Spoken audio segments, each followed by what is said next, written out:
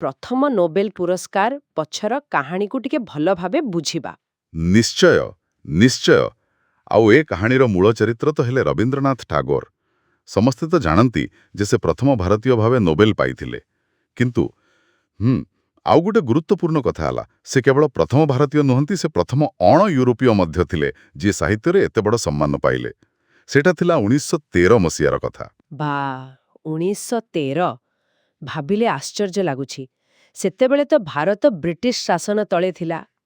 ଏମିତି ଗୋଟେ ସମୟରେ ଜଣେ ଭାରତୀୟଙ୍କୁ ଏତେ ବଡ଼ ଆନ୍ତର୍ଜାତୀୟ ସ୍ୱୀକୃତି ମିଳିବା, ଏଇଟା ନିଶ୍ଚୟ ଗୋଟେ ଅସାଧାରଣ ଘଟଣା ଥିଲା।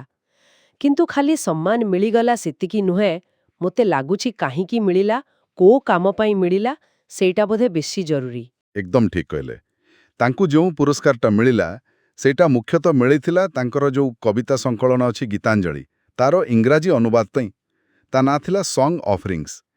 ଆମ ପାଖରେ ଯେଉଁ ଉତ୍ସ ଅଛି, ସେଥିରେ କୁହାଯାଇଛି ଯେ ତାଙ୍କ କବିତାରେ ଗୋଟେ ଗଭୀର ସମ୍ବେଦନଶୀଳତା ଥିଲା, ଗୋଟେ ନୂଆପଣ ଥିଲା, ଆଉ ଗୋଟେ ଅଲଗା ପ୍ରକାରର ସୌନ୍ଦର୍ଯ୍ୟ ଥିଲା। ସେଇଥିପାଇଁ ପୁରସ୍କାର ଦିଆଗଲା। କିନ୍ତୁ ଏଇଟା ଖାଲି କିଛି ସୁନ୍ଦର ଶବ୍ଦର ଖେଳ ନଥିଲା। ହଁ, ଏଇଠି ମୋ ମନରେ ଗୋଟେ କଥା ଆସୁଛି। କଣ ଥିଲା ସେ ନୂଆପଣ ବା ସେ ସୌନ୍ଦର୍ଯ୍ୟ, ଯାହା ପାଶ୍ଚାତ୍ୟ ଜଗତକୁ ଏତେ ଭଲ ଲାଗିଲା? ସେତେବେଳେ ତ ସେମାନଙ୍କର ନିଜ ସାହିତ୍ୟ ପରମ୍ପରା ବି କିଛି କମ୍ ନଥିଲା, ବହୁତ ସମୃଦ୍ଧ ଥିଲା। ସେଗୁଡ଼ିକ ମୁଖ୍ୟତଃ ଗଦ୍ୟ କବିତା ପରି, ଇଂରେଜୀ ପାଠକଙ୍କ ପାଇଁ ବୁଝିବାକୁ ଟିକେ ସହଜ ହେଲା। ଆଉ ତା ଭିତରର କଥା, ଯେମିତିକି ଆଧ୍ୟାତ୍ମିକତା, ମଣିଷପଣିଆ, ପ୍ରକୃତି ସାଙ୍ଗରେ ଗୋଟେ ନିବିଡ଼ ସମ୍ପର୍କ, ଆଉ ଗୋଟେ ସରଳ ଭକ୍ତିଭାବ, ଏଇସବୁ ସେତେବେଳେଙ୍କର ପାଶ୍ଚାତ୍ୟ ଜଗତ ପାଇଁ ଗୋଟେ ପୁରା ନୂଆ ଅନୁଭୂତି ଥିଲା। ଭାବନ୍ତୁ, ସେତେବେଳେ ତ ପଶ୍ଚିମରେ ଶିଳ୍ପ ବିପ୍ଳବ ଚାଲିଛି, ବସ୍ତୁବାଦୀ ଚିନ୍ତାଧାରା ବଢ଼ୁଛି, ଆଉ ଠିକ୍ ସେତିକି ବେଳେ ଟାଗୋରଙ୍କ କବିତା ପହଞ୍ଚିଲା, ଯୋଉଥିରେ ଗୋଟେ ଆଧ୍ୟାତ୍ମିକ ଶାନ୍ତି ଥିଲା, ଭାରତୀୟ ଦର୍ଶନର ଝଲକ ଥିଲା। ଆଉ ହଁ, ଏଥିରେ W.B. yeatsଙ୍କ ଭଳି ବଡ଼ କବି ଯେଉଁ ମୁଖବନ୍ଧ ଲେଖିଥିଲେ, ତାର ବି ବହୁତ ବଡ଼ ହାତ ଥିଲା। ଓହୋ, ବୁଝିଲି। ତା ମାନେ ଏଇଟା ଖାଲି ଗୋଟେ ସାହିତ୍ୟିକ ସ୍ୱୀକୃତି ନଥିଲା, ଏକ ପ୍ରକାର ସାଂସ୍କୃତିକ ପୋଲ୍ ଭଳି କାମ କଲା ନା? ତେବେ ଏହି ପୁରସ୍କାରଟା ଭାରତୀୟ ଚିନ୍ତାଧାରାକୁ ଦୁନିଆ ଆଗରେ କେମିତି ରଖିଲା? ଆଜ୍ଞା, ଏହାର ପ୍ରଭାବ ବହୁତ ଦୂରଦୂକୁ ଯାଇଥିଲା। ପ୍ରଥମ କଥା ହେଲା, ଏଇଟା ସେତେବେଳକାର ଯେଉଁ ଉପନିବେଶବାଦୀ ଧାରଣା ଥିଲା, ତାକୁ ଗୋଟେ ପ୍ରକାର ଚ୍ୟାଲେଞ୍ଜ କଲା। ଏହା ଦେଖେଇଦେଲା ଯେ ଭାରତ କ'ଣ ଖାଲି ଗୋଟେ ଶାସିତ ଦେଶ? ନା, ଏହାର ବି ଗୋଟେ ଗଭୀର ଦାର୍ଶନିକ, ସାଂସ୍କୃତିକ ପରମ୍ପରା ଅଛି, ଯାହା ବିଶ୍ୱକୁ ବି କିଛି ଦେଇପାରିବ।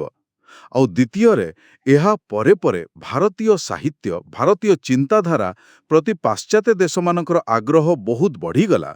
ଟାଗୋରଙ୍କୁ କେବଳ ଜଣେ କବି ଭାବେ ନୁହେଁ, ବରଂ ଭାରତୀୟ ଜ୍ଞାନର ପର୍ଯ୍ୟାୟର ଜଣେ ପ୍ରତିନିଧି ଭାବରେ ଦେଖାଗଲା।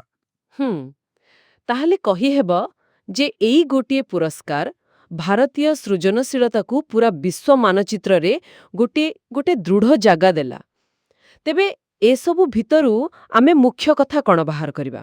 ଦେଖନ୍ତୁ, ମୁଖ୍ୟ କଥା ହେଲା, 1913ର ସେ ନୋବେଲ ପୁରସ୍କାରଟା ଖାଲି ଟାଗୋରଙ୍କର ନିଜର ସଫଳତା ନଥିଲା। ସେଇଟା ଥିଲା ଭାରତୀୟ ସାହିତ୍ୟ, ଦର୍ଶନ ଆଉ ସଂସ୍କୃତିର ବିଶ୍ୱ ଦରବାରରେ ସ୍ୱୀକୃତିର ଆରମ୍ଭ। ଗୀତାଞ୍ଜଳି ଜରିଆରେ ପାଶ୍ଚାତ୍ୟ ଜଗତ ଭାରତୀୟ ଆତ୍ମାର ଗୋଟେ ଅଲଗା ରୂପ ଦେଖିଲା, ଯୋଉଟା ଶାନ୍ତ, ଗଭୀର ଆଉ ମାନବିକ ମୂଲ୍ୟବୋଧରେ ଭରା।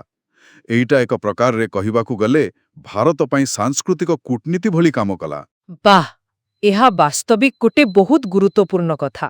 ଆଚ୍ଛା, ତେବେ ଆମେ ଆଲୋଚନା ଶେଷ କରିବା ଆଗରୁ ଶ୍ରୋତାମାନଙ୍କ ପାଇଁ ଗୋଟେ ଚିନ୍ତା କରିବା ଭଳି ପ୍ରଶ୍ନ ଛାଡ଼ି ଦେଇଯିବା।